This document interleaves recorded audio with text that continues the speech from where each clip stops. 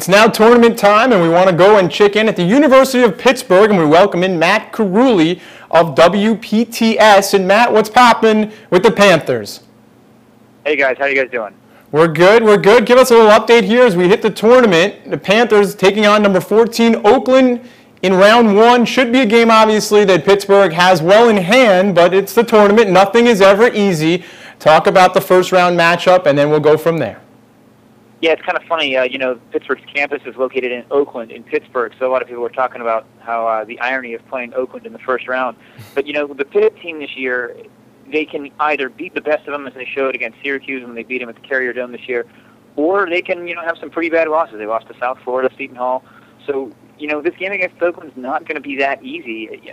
I personally don't know if Pitt can make it past the Sweet 16. I think going to the Sweet 16 again might be a little bit of a stretch. I think they got to play the winner of Xavier in Minnesota the second round. Could be a tough game for them too. I got to agree with you. I think Pittsburgh clearly had a game going into the year. It was not a team you even thought maybe would make the tournament. Yet they're a number 3 seed. They battled hard. They battled hard all year. Did a great job, but they're going to have to gut out every victory. So I agree with you. I don't know if they can go further than the Sweet 16, and I think Xavier, if they get to that point, will be a very difficult game. A 1-2 point game if they play Xavier, and who wins, we don't know. Yeah, Pittsburgh, like you said, wasn't really supposed to be here when the season started. They were picked finishing 9th in the Big East, ended up 2nd in the regular season. They did bow out pretty early in the tournament against Notre Dame, but they're a real hit-or-miss team, and they're not playing their best basketball right now. They couldn't really get anything going against Notre Dame's defense last Thursday night. So they got to find their stride again. They played against some weaker teams in the Big East at the end of the year. They beat Providence on a last-second buzzer beater, and Rutgers they routed by about 28 or 30 or something like that. If they can have a game like they did against Rutgers, where they're hitting their three-pointers and not making any bad plays on offense, I think they could fit with almost anybody in the field. But, they're not always playing against a team like Rutgers. They got to really find their game.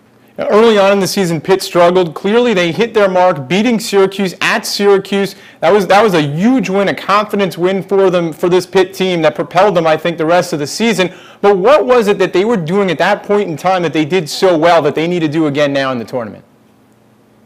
Well, a lot of it has to do with Ashton Gibbs. He's got to shoot his threes well. And if he's kind of off the mark, they don't have a dominant rebounding guy. Gary McGee is big, but he's not good enough to rebound. And if they're missing their threes, it's just going to be real hard for them to put points on the board. I think that was kind of the idea when they played Notre Dame, to not take as many bad threes if they weren't there. But if they can't make the threes against a good defensive team like Notre Dame, it's going to be tough for them. So I think making their shots is the hardest thing, and it all comes down to consistency from some of the guard play. Ashton Gibbs and Brad Wanamaker, they've just got to be on their game. And if they're off, then it could be it for Pitt. Like one or two of the guys on the team, if they can't make a shot one night, that could be it. Is there a style of play you think Pitt would really, really favor? Obviously, they're not a high-scoring team, so they're going to slow it down some. They're a great defensive team. Is there anything that you think they fear, that they just don't want to see? And it doesn't appear, at least early on in the brackets, they have a team that can dominate them offensively, which is a good thing for Pitt. Yeah, they got a couple rounds, I think, not until the Sweet 16 when they could be playing a team like Kansas State or BYU when they're really going to be tested.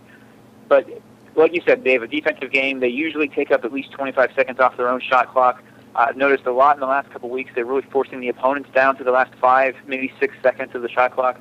So, they do have to play a slow game. And I think the one thing that could beat them is maybe a team that, shoots the ball very well offensively.